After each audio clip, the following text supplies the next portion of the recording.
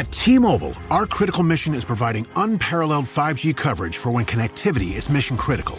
Introducing T-Priority, America's best 5G network experience for first responders, even in times of congestion. More capacity, faster speeds, better coverage. T-Priority from T-Mobile, built for tomorrow's emergencies, ready today. Discover more at t-priority.com. For qualifying organizations on eligible rate plans, coverage not available in some areas and may be impacted by emergencies. This episode is brought to you by Peacock. The new Peacock original documentary, Matthew Perry, A Hollywood Tragedy, dives deep into the beloved actor's rise to fame and his tragic death. 5 people, including Perry's personal assistant, 2 medical doctors, and an alleged Hollywood drug dealer known as the Ketamine Queen, were charged with conspiracy to illegally provide Perry with the ketamine. Explore the details of the case in this heartbreaking special, streaming now only on Peacock.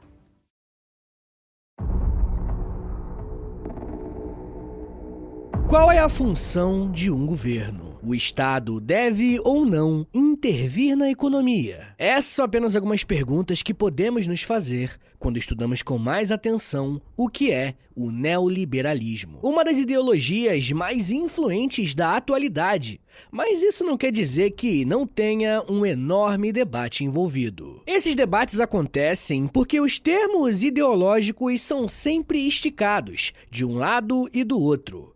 E esse termo vai se modificando e se adequando a determinadas realidades. Esse episódio está dentro de uma série que eu falo sobre ideologias políticas. Tem sobre socialismo, conservadorismo, liberalismo, comunismo, tem muitos episódios. Eu recomendo bastante que você procure por esses temas, porque é um papo muito importante pra gente ter. Mas o ponto aqui hoje, gente, é tratar a ideologia de forma séria e sem espantalhos, tá bom? Para que o debate público possa ser feito da maneira mais honesta possível. E para fazer isso, eu quero lembrá-los que eu uso fontes e autores confiáveis sobre o tema, tá bom? E todas as fontes que eu utilizei estarão na descrição desse episódio. Mas enfim, gente, como a própria palavra neoliberalismo já indica, tem o neo, né? Então, se tem neo, significa que é algo novo. Logo, existe um liberalismo que veio antes do neoliberalismo.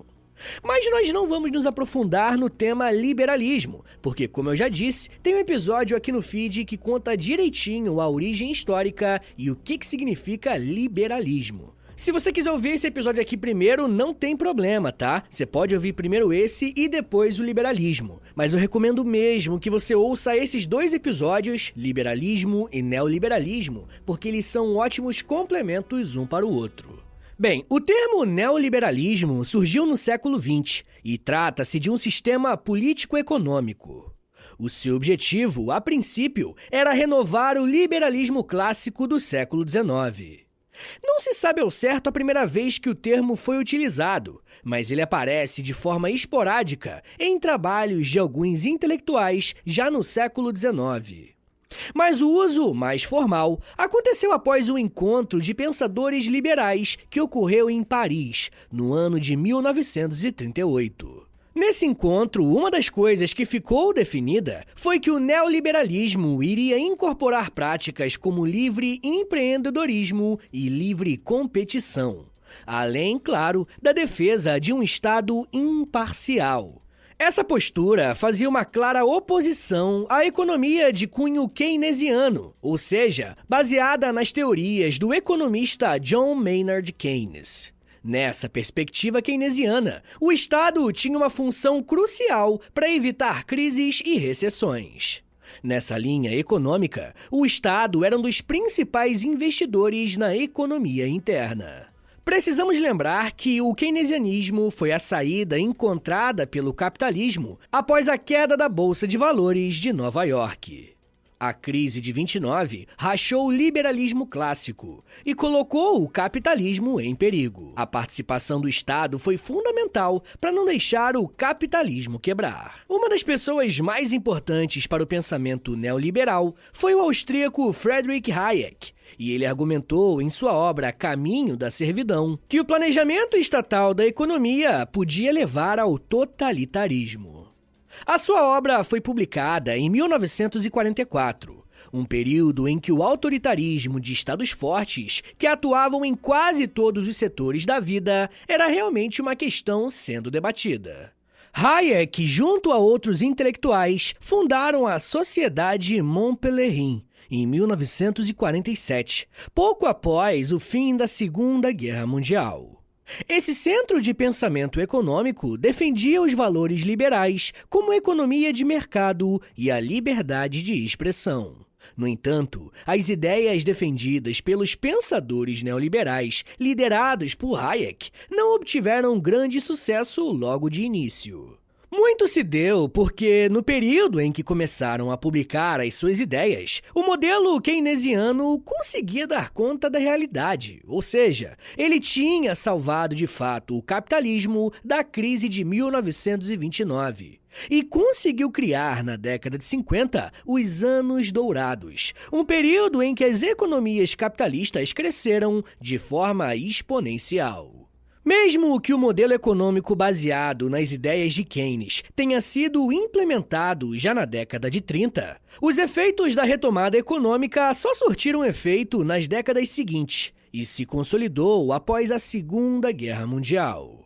Alguns acontecimentos foram determinantes para que esse sucesso tenha sido alcançado. Uma questão foi a implementação do dólar como uma moeda internacional, além da criação de instituições internacionais de coordenação e de controle da economia, como o Fundo Monetário Internacional, o FMI, e o Banco Mundial. Esse processo foi conduzido pelo centro capitalista do mundo naquele momento, os Estados Unidos da América, ao mesmo tempo que financiava a reconstrução da Europa através do Plano Marshall. Olha só o que os professores Paulo Balanco e Eduardo Costa Pinto falaram sobre esse assunto, abre aspas. Sem dúvida, tornava-se muito claro que o capitalismo resolvera adotar um modelo de desenvolvimento de inquestionável inspiração keynesiana. Portanto, privilegiando o princípio da demanda efetiva como norma teórica, tanto no plano econômico como no cultural. Coube ao Estado o papel de controle do ciclo econômico e de disseminação da cultura burguesa do consumo e da eficiência aos moldes norte-americanos, o American Way of Life, através do consumo de massa e das transformações ideológicas dos indivíduos, um novo tipo de humano. Fecha aspas. Foi nesse período que a propaganda tomou conta do mundo, com o objetivo de transformar o estilo de vida estadunidense num modelo de prosperidade e confiança para o mundo inteiro. Vai ter um papel fundamental nesse processo o rádio, o cinema e, principalmente, a televisão. Sem dúvidas, é a era dos eletrodomésticos, do conforto dentro de casa. Porém, não demorou muito para que esse estilo de vida começasse a apresentar problemas. Aos poucos, o sonho americano se mostrava, na verdade, um pesadelo. E nos anos 70, o modelo econômico implementado na década de 30 começou a mostrar as suas fragilidades por conta de uma crise internacional no preço do petróleo. E o interessante é que esse baque econômico teve um enorme reflexo cultural. Vai ser nos anos de 1970 que o movimento punk vai começar a questionar o estilo de vida estadunidense com um visual agressivo para escancarar a insatisfação de uma juventude que não se identificava com a vida baseada no consumo. E o cinema também vai entrar numa fase que buscava mostrar o submundo dessa vida mostrada na televisão. Filmes como Taxi Driver, por exemplo, vão mostrar a sujeira, literal e moral, das ruas de Nova York. Com a evidente decadência de uma economia capitalista próspera, uma nova abordagem se fazia necessária. Foi nesse momento que o neoliberalismo conseguiu ganhar espaço entre as potências mundiais. No final da década de 70, uma nova primeira-ministra da Inglaterra vai mudar os rumos políticos e econômicos do país e influenciará todo o mundo. Eu tô falando de Margaret Thatcher lá na Inglaterra, que inclusive tem episódio aqui no feed sobre ela. Eu recomendo que você ouça depois. Mas nos Estados Unidos também teve Ronald Reagan, e ambos representavam governos conservadores, que irão adotar as políticas defendidas pelos neoliberais, como principalmente a redução do Estado na economia. Mas apesar de serem os símbolos do neoliberalismo, como eu disse anteriormente, não é tão simples assim definir o que é neoliberalismo, justamente porque ele implica num grande debate que envolve escolas de pensamentos que em alguns pontos convergem, mas em outros divergem. Vamos começar falando da Escola Austríaca de Economia. Ela recebe esse nome porque os seus principais autores eram de origem austríaca e desenvolveram seus trabalhos na cidade de Viena. O livro Princípios da Economia Política, do Karl Menger, publicado em 1871, é considerado a obra inaugural do neoliberalismo. Menger, por exemplo, desenvolveu em seu trabalho a teoria da utilidade marginal, que significa, resumidamente, que a utilidade total de um bem cresce quando se consomem maiores quantidades desse bem, mas o seu incremento da utilidade marginal é cada vez menor. E essa é uma explicação econômica complexa para dizer que o consumidor tem satisfação com um bem, mas a unidade seguinte já não é capaz de lhe proporcionar o mesmo prazer. Outro grande nome desse pensamento foi Eugen von Boehm-Bawerk. Ele alcançou a relevância por fazer uma crítica integral ao trabalho de Karl Marx no seu livro O Capital. O seu trabalho se centrou em criticar os elementos principais da obra de Marx, como a teoria da exploração e mais-valia. Apesar de algumas diferenças entre os intelectuais da escola austríaca, eles concordavam nas críticas às teorias defensoras da intervenção do Estado no mercado e na política econômica. Para a escola austríaca, normalmente não se considerava dois elementos que eram fundamentais: a ação individual e o tempo. Calma que eu vou explicar. Com a ação individual, eles estavam tratando das ações humanas carregadas de desejos e de necessidades. E quando eles falam que não se considera o tempo, eles estão dizendo que os ciclos econômicos poderiam ser afetados por momentos de escassez, por exemplo. Mas não há dúvidas que o nome que se tornou mais famoso da escola austríaca foi Ludwig von Mises. Ele foi responsável por sistematizar as ideias elaboradas anteriormente por Menger e Bawerk. Mises seguiu com o argumento de que a economia era algo complexo e que deveria levar em conta a ação humana e o tempo, e desenvolveu um conceito chamado praxeologia, que entende a ação humana como, abre aspas, a vontade posta em movimento. Fecha aspas. Para ele, a busca por satisfazer os desejos coloca os homens em movimento, e é justamente isso que movimenta a sociedade e a economia. A sua conclusão foi que o conhecimento econômico deveria se guiar não por cálculos matemáticos que ignoram a realidade humana, mas por condições inesperadas e falíveis, que é própria do ser humano. Se pudéssemos resumir a escola austríaca de economia, seria que ela é caracterizada por defender a liberdade econômica do cidadão em contrapartida a economias concentradas na mão do Estado. Historicamente falando, essa é uma teoria econômica para o momento individualista que o mundo começou a viver a partir dos anos 70. E que se intensificou nas décadas seguintes, principalmente após a queda da União Soviética nos anos 90. Outra corrente de pensamento ligada ao neoliberalismo é a Escola de Chicago. As origens dessa escola de pensamento estão nos anos 50, no Departamento de Economia da Universidade de Chicago. Porém, ela não alcançou destaque nos primeiros anos de funcionamento, provavelmente pelo contexto histórico que eu já falei agora há pouco, a Era de Ouro do capitalismo. A A escola de Chicago só começou a ter mais espaço a partir dos anos 70, com o modelo keynesiano em xeque. A escola de Chicago cresce e a economia com participação estatal passou a ser vista como incapaz de resolver os problemas econômicos e sociais. E aos poucos, as publicações dos intelectuais de Chicago começaram a ganhar mais relevância. Os nomes que mais se destacaram foram Milton Friedman, George Stigler e Robert Lucas. Em linhas gerais, a escola de Chicago defendia uma menor intervenção do Estado na economia. E apesar de seguir uma linha de pensamento conforme a teoria liberal clássica, eles discordam no que se refere ao livre mercado. Para a escola de Chicago, há situações em que o Estado falha e ele não é capaz de promover, por si só, uma forma eficiente de alocação dos recursos. Porém, eles enfatizam que as falhas do governo são ainda maiores que as do mercado e, por isso, são menos desejadas ainda. Milton Friedman criou 4 categorias para explicar o que seria uma forma eficiente de gastar dinheiro. A primeira é: gaste do seu próprio dinheiro com você mesmo, que é a mais eficiente, porque, segundo essa teoria, a pessoa tende a ser mais cautelosa ao gastar o seu próprio dinheiro, porque ela conhece os seus gastos.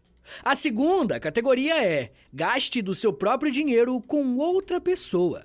Nesse ponto, o dinheiro ainda é da pessoa e, por isso, ele terá um incentivo para economizar, mas não terá condições de avaliar o gasto do destinatário da melhor forma possível.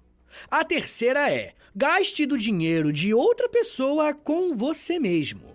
Nesse caso, o dinheiro não é seu e, por isso, você não tem o incentivo a economizar, mas ainda é possível fazer o dinheiro valer o máximo possível, segundo as suas preferências. E por último, a quarta categoria é: gaste do dinheiro de terceiros com outra pessoa. Para Friedman, essa é a forma menos eficiente de gastar dinheiro, já que não há incentivo para economizar e nem para satisfazer a pessoa com quem o dinheiro é gasto. E para ele, agora que vem o pulo do gato, rapaziada, é justamente essa a categoria em que se encaixam os gastos governamentais quando, por exemplo, ele utiliza o dinheiro dos impostos para financiar serviços públicos. Friedman defende, por exemplo, que é mais eficaz para diminuir a pobreza a distribuição de dinheiro diariamente às famílias pobres, ao invés de distribuir produtos básicos para uma população necessitada. Existem ainda mais 2 contribuições da escola de Chicago que afetaram o pensamento da economia nacional. O monetarismo defende que o dinheiro em circulação tem grande influência na atividade econômica e no nível dos preços, em oposição ao keynesianismo, que dava ênfase no financiamento de políticas públicas pelo Estado. Além do monetarismo, outro ponto defendido pela escola de Chicago, especificamente por Robert Lucas, é as expectativas racionais. Lucas defendia que não bastava utilizar os dados históricos para estudar os efeitos da política econômica. Para ele, também deveria ser levado em consideração as expectativas dos agentes, porque elas afetam as suas ações.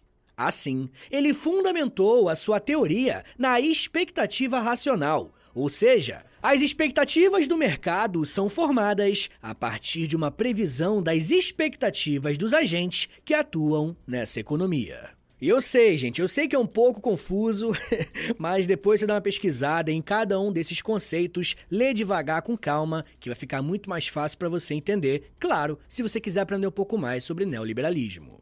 Mas até aqui, vocês devem ter percebido que tanto a Escola Austríaca de Economia como a Escola de Chicago, mesmo não sendo a mesma coisa em termos de ideologia neoliberal, ambas defendem o indivíduo como ponto central da economia. Os desejos e expectativas do indivíduo devem ser mais importantes para a economia baseada no mercado. E para isso, é necessário que haja pouca ou quase nenhuma intervenção do Estado. Esse pensamento político, social e econômico foi adotado por alguns países, todos com um posicionamento conservador de direita. No caso da Inglaterra e dos Estados Unidos, e até de uma ditadura de direita, no caso do Chile. E eu já quero falar um pouco mais sobre como que essa ideologia política foi colocada em prática e quais as suas consequências. Mas me dá um minutinho aí, tá, gente, que daqui a pouco a gente volta. E eu falo um pouco mais sobre expectativa, corte de gastos, estatização e leite. Leite, é isso aí. Segura aí, que é um minutinho só.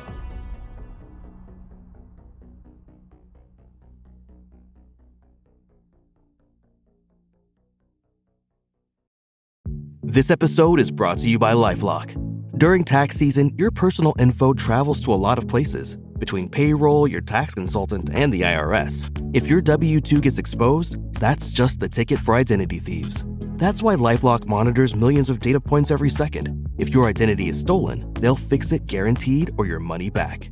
Don't let identity thieves take you for a ride. Save up to 40% your first year. Visit LifeLock.com/podcast. Terms apply.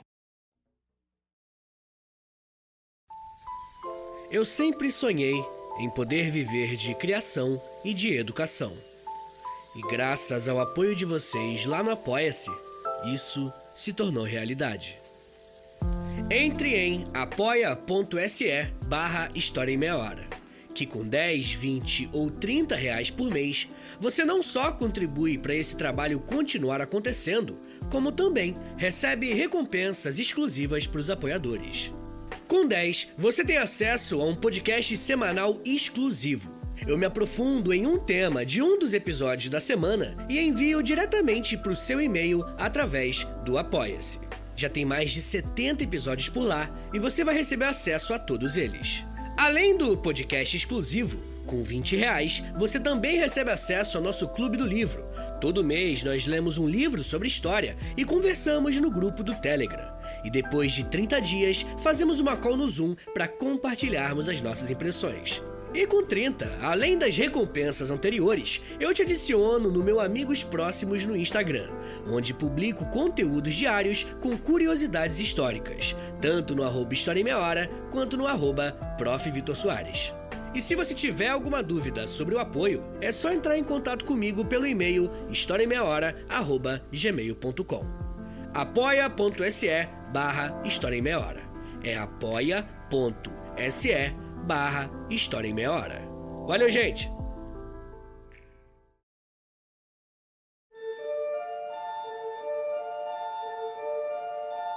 Abre aspas. O grande ajuste promovido por Pinochet permitiu preparar as bases para uma revolução econômica. Nesse sentido, o governo militar desvalorizou a moeda do país para que os exportadores do seu país obtivessem receitas externas suficientes para o financiamento e abriu a economia do país, reduzindo as alíquotas de importação e exportação. Apesar que isso significasse a curto prazo um empobrecimento acentuado, resultado da grande redução do poder de compra da população. A ditadura abriu o mercado interno para as importações, ofereceu subsídios para que estrangeiros, oriundos de países ricos, sobretudo, adquirissem desde o controle de bancos até companhias elétricas, desmantelando todas as estruturas construídas pelos antigos governos. Entre eles, as fortes pressões e demandas populares exercidas sobre o governo. Fecha aspas. O texto que você acabou de ouvir é um trecho de um artigo escrito por Rafael Macedo da Rocha Santos, doutor em História pela UFRJ. Em seu texto, Macedo faz uma análise muito bem feita, comparando o governo chileno de Augusto Pinochet com outras ditaduras latino-americanas, como a do Brasil e a da Argentina. Mas antes de entrarmos no neoliberalismo chileno, precisamos falar daquelas experiências que foram o pai e a mãe do Pinochet. E vamos começar pela mãe. Margaret Thatcher foi uma mulher formada em química, advogada e política britânica. Em 1979, ela se tornou a primeira-ministra do Reino Unido, e o seu governo se tornaria um marco na história da Inglaterra, mas na história de outros países também. Thatcher era uma mulher conhecida por ser firme em suas opiniões, e isso lhe rendeu até o apelido de Dama de Ferro. Beleza, mas o que ela apoiava com unhas e dentes? E a resposta são políticas neoliberais e conservadoras. Ela também defendia o livre comércio, privatizações e uma política econômica de austeridade, que, para quem não tá ligado, uma política de austeridade é marcada pela busca na tentativa de reduzir os gastos em programas sociais. Antes de se tornar a primeira-ministra, Thatcher já demonstrava sua política contra os programas sociais. Em 1970, ela foi nomeada chefe do Ministério da Educação e da Ciência. E uma das suas medidas foi encerrar a distribuição de leite para crianças acima de 7 anos nas escolas da Inglaterra. A medida, que foi altamente impopular, lhe rendeu o apelido de Milk Snatcher, ou seja, ladra de leite. Porém, se a medida foi impopular para a população que necessitava dessa política, outros setores da Inglaterra adoraram a decisão, uma vez que ela reduziu a distribuição de leite de 5 para 2 milhões e gerou uma economia de 14 milhões de libras esterlinas. Em resumo, o projeto foi impopular, mas foi aprovado. Thatcher era a líder dos conservadores no parlamento, e isso a elevou à condição de primeira-ministra, quando seu partido saiu vitorioso nas eleições de 1979. Dessa forma, ela se tornou a primeira mulher a ocupar esse cargo na Inglaterra e na Europa. Ela também defendeu que o Estado deveria ser reduzido e que a economia devia ser regulada pelo próprio mercado, e também incentivou a desregularização da indústria. Além disso, ela foi rigorosa com os movimentos sociais, utilizando de toda a repressão disponível para dispersar as manifestações de trabalhadores, além de enfraquecer os sindicatos no Reino Unido. Um dos momentos mais emblemáticos da sua política contra os movimentos sociais foi a forma que ela conduziu uma greve de mineiros que aconteceu em 1984. Ela se mostrou inflexível e deixou os mineiros em greve por 1 ano, sem abrir qualquer tipo de negociação. A privatização também fez parte do seu governo. Ela vendeu inúmeras estatais britânicas, tanto da indústria como de comunicação. A sua forma de levar a economia da Inglaterra gerou diversos protestos no começo do seu governo, e todos os atos foram duramente reprimidos. Com isso, a sua popularidade começou a diminuir, e o que a fez recuperar foi uma guerra travada contra a Argentina pelas Ilhas Malvinas, em 1982. Inclusive, tem um episódio aqui no feed sobre a Guerra das Malvinas, e se você quiser se aprofundar nesse tipo de conteúdo, fica a recomendação. A vitória evidente e avassaladora contra a Argentina foi o evento necessário para Thatcher vender a sua própria imagem. 2 anos depois, porém, ela se viu na mira de mais uma insatisfação, dessa vez com os irlandeses. A Irlanda do Norte lutava por maior autonomia política dentro do Reino Unido, o que foi ignorado por Margaret Thatcher. Essa inimizade levou a um atentado contra sua vida, em 1984, orquestrado pelo grupo armado IRA, o Exército Republicano Irlandês. Apesar da mística envolvendo Margaret Thatcher, o seu governo não trouxe uma recuperação econômica para a Inglaterra, alcançando um crescimento médio igual ao dos anos anteriores, durante a crise dos anos 70, e inferior à década de 60. A renda dos mais pobres ficou estagnada, enquanto a dos mais ricos dobrou. O que fez as elites celebrarem o governo de Thatcher de fato foi a sua política de enfraquecimento dos sindicatos e redução da participação de trabalhadores na renda nacional. O que é inegável é que a sua influência extrapolou os limites da Grã-Bretanha e chegou aos Estados Unidos com Ronald Reagan. A frase de Thatcher, abre aspas, "A sociedade não existe. O que existe são os indivíduos", fecha aspas. Acabava ganhando um aliado muito forte e disposto a colocar o neoliberalismo em prática, do outro lado do Atlântico Norte. O governo de Ronald Reagan nos Estados Unidos compete com o de Margaret Thatcher, no sentido de qual que é o mais representativo do neoliberalismo. Ao contrário de Thatcher, que tinha uma carreira acadêmica e política, Reagan, antes de se tornar presidente dos Estados Unidos, era um ator de cinema que alcançou um relativo sucesso nos anos 40 e 50. A sua vida de astro de Hollywood mudou com a explosão da Segunda Guerra Mundial. Ele foi convocado pelo exército dos Estados Unidos para lutar contra os alemães, mas foi considerado inapto para o combate devido a um alto grau de miopia. Assim, ele acabou virando o produtor de audiovisual da guerra. E após a sua volta do conflito, Reagan não conseguiu emplacar nenhum sucesso no cinema, e isso o levou a abandonar a carreira na década de 60. O processo de decadência da carreira como ator foi jogando Reagan para o mundo da política. No começo, ele era simpático aos democratas, mas depois adotou posturas mais conservadoras, até se tornar membro do Partido Republicano. Seu primeiro grande cargo como político foi o de governador da Califórnia, de 1967 a 1974. Depois do seu mandato como governador, ele estava pronto para concorrer à presidência. Em 1980, ele foi escolhido nas primárias republicanas para enfrentar o candidato democrata Jimmy Carter. Ele escolheu como seu vice o George Bush, o pai, e explorou durante sua campanha as questões relacionadas à inflação e à situação no Irã, que estava vivendo o seu processo político, que ficou conhecido como Revolução Iraniana, um assunto, inclusive, que já abordamos aqui no História em Meia Hora.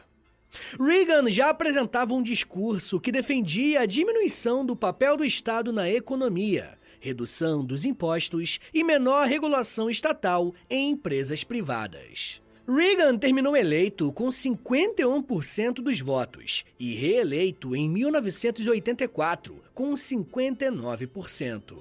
O seu governo foi marcado exatamente pelo que ele prometia: conservadorismo, neoliberalismo e combate ao comunismo. Assim como Thatcher, ele reduziu os gastos em programas sociais, diminuiu a regulamentação em questões de meio ambiente e economia e, como consequência, sufocou a classe trabalhadora com redução dos salários e aumento da desigualdade social. Ou seja, o rico ficou mais rico e o pobre ainda mais pobre. O que Reagan tirou dos programas sociais, ele gastou com investimentos militares. O discurso que justificava a intensificação do armamento e do poder do exército era o combate às drogas e, claro, a ameaça comunista. Então, a política de Reagan extrapolou os limites dos Estados Unidos e influenciou diretamente a política da América Latina. O marco inicial do neoliberalismo na América Latina é o Chile. A implementação dessa política, ao contrário dos Estados Unidos e da Inglaterra, não aconteceu depois de uma eleição direta, onde um novo jeito de pensar a economia saiu vitorioso. No Chile, isso se deu com um golpe de Estado, que acabou com o governo eleito de Salvador Allende, que morreu durante os ataques à Casa de La Moneda, o palácio presidencial em Santiago. Inclusive, esse golpe foi financiado pelos Estados Unidos. Olha que doideira, Assim como todas as outras ditaduras da América do Sul. Eu expliquei isso um pouco melhor no episódio sobre a ditadura chilena e num outro episódio sobre Operação Condor. O golpe de Estado no Chile colocou no poder a linha dura do exército, Augusto Pinochet. Uma das primeiras medidas do governo foi, entre aspas, limpar ideologicamente o Chile. Começando pelas universidades, onde acreditavam existir um câncer marxista. Saíam os intelectuais considerados marxistas e entravam os militares como reitores de universidades e diretores de escolas regulares.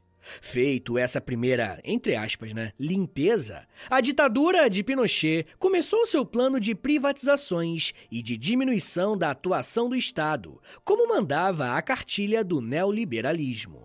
No campo educacional, por exemplo, Pinochet acabou com o ensino público e gratuito do país e entregou as escolas e liceus para a iniciativa privada. A Constituição imposta pela ditadura em 1980 dizia que era dever do Estado promover apenas a educação infantil Já para o ensino primário e secundário, o Estado forneceria uma ajuda para financiar os estudos. O resultado foi um aumento exponencial da participação privada na educação chilena, levando a mais de 60% das escolas estarem nas mãos do setor privado, inclusive ainda hoje.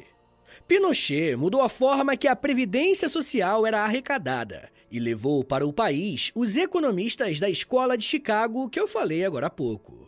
A essa altura, esses estudiosos, conhecidos como Chicago Boys, já tinham suas ideias mais aceitas em mais lugares e puderam colocar em prática mais medidas neoliberais no Chile. É muito difícil dizer que uma ditadura foi mais ou menos repressiva do que outra, mas a ditadura chilena foi, de fato, uma das experiências mais sangrentas e autoritárias de toda a América Latina. E o plano de governo de Pinochet foi fazer do Chile um país neoliberal, e que acabou servindo de laboratório para outras experiências que se afirmaram nos anos de 1990, após a queda do mundo soviético. E um desses exemplos é o Brasil, que adotou uma intensa agenda de privatizações nos anos do governo FHC, mostrando um neoliberalismo brasileiro. Mas isso já é um papo para uma outra meia hora.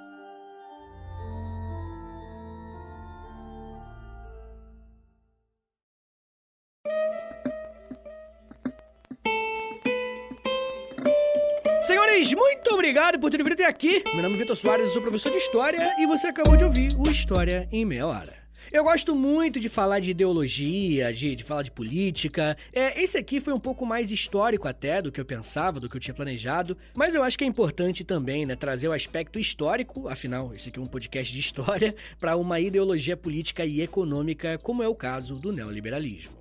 Então, se você quer mais episódios como esse aqui, faz o seguinte, posta nos stories do Instagram, compartilha esse episódio, rapaziada. Posta lá e me marca no @História em Meia Hora, ou você também pode postar lá no Twitter, e aí você me marca no @H30podcast, que eu já te agradeço bonitinho, tá bom? Mas eu quero lembrar também que a melhor forma de você ajudar o História em Meia Hora a continuar de pé por muitos e muitos anos ainda é assinando o nosso Apoia-se, beleza? Considere assinar o apoia.se/História em Meia Hora, porque os assinantes, além de ajudarem meu trabalho a continuar rolando, também recebem um monte de conteúdo exclusivo. Tem mais de 100 episódios exclusivos lá, tem Clube do Livro, tem conteúdo diário no Instagram, depende, do nível que você apoiar, do plano que você assinar, beleza? Mas é claro, eu tô falando só se você quiser e puder me ajudar, tá bom? Lembrando que o História em Meia Hora também tem um Pix, tá bom? Meu Pix e o meu contato é historiaemmeiahora@gmail.com. Qualquer valor é mais do que bem-vindo.